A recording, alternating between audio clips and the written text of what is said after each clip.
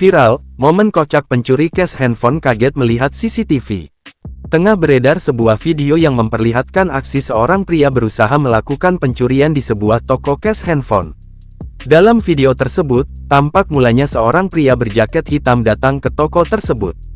Ia pun mengeluarkan handphonenya dan tampak menanyakan cash yang sesuai dengan handphonenya kepada sang penjaga toko. Saat penjaga toko tersebut lengah, pria itu pun melancarkan aksinya dan memasukkan sejumlah cash ke dalam jaketnya. Ia tampak berhati-hati sembari memperhatikan kondisi sekitarnya. Alangkah kagetnya ia ketika mendapati aksinya telah terekam oleh kamera CCTV sejak awal.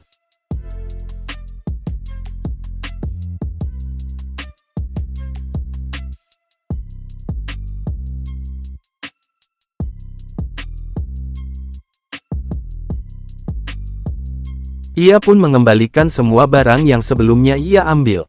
Lalu, ia meminta penjaga toko itu untuk mengembalikan handphonenya dan langsung kabur. Kini video tersebut pun viral dan telah diunggah ulang oleh banyak akun di media sosial, salah satunya dalam akun Instagram @aurachat.it. Belum diketahui apakah video viral tersebut settingan atau tidak. Namun, aksi pria berjaket hitam tersebut berhasil mengundang gelak tawa warganet. Hingga saat ini, pihak Tribun Sumsel masih mencari kebenaran terkait video viral tersebut.